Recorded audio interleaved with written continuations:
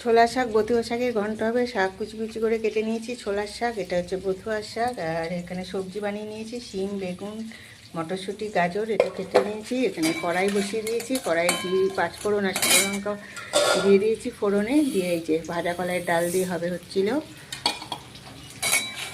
ছোলার শাক বথুয়া শাকের ঘন্ট। তো এখানে হচ্ছিল এটা, ডালটা তো ভাজাই আছে, ভাজা কলাই যেহেতু, তো ভাজা তো বেশি ভাজতে হবে না। এবার হচ্ছে এই যে এই সবজিটা, সব সবজিগুলো দিয়ে দেবো। সবজিটা দিয়ে দেবো।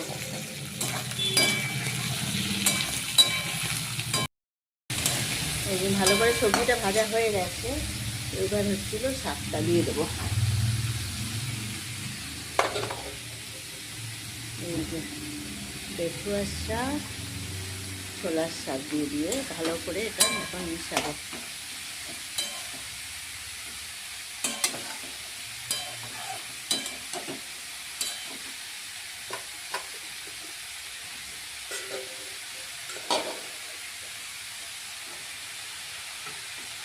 দিয়ে দিলাম তারপর ছোলার শাক আর শাক, বেতুয়া শাক অনেকটা মজে গেছে। তো মাঝে মাঝে একটু নেড়ে দিতে হবে, নেড়ে দিয়ে একটু ঢেকে ঢেকে দিতে হবে।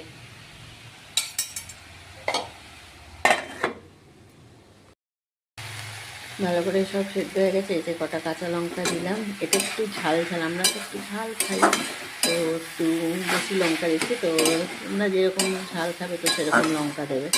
আমরা একটু ঝাল বেশি খাই, তো আগেও লঙ্কা দিয়েছি, আবার কটা দিলাম। ভালো করে নাড়তে হবে আর এরকম একটু খেতে খেতে দিতে হবে। এটা তো ঘন্ট। দেখো ঘন্টটা হয়ে গেছে। এই দেখো পুরো পাল্টে পাল্টে দিয়েছি। এটা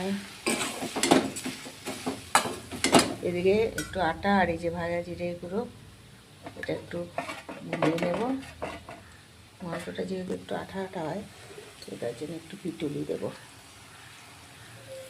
ভাজা জিরে গুঁড়ো, পিটুলি দিয়ে এটাকে এবার একটু নাড়বো, ভালো করে মিশিয়ে দেবো। তো রেডি হয়ে গেল আমার ছোলার শাক আর বেথুয়া শাকের ঘন্ট।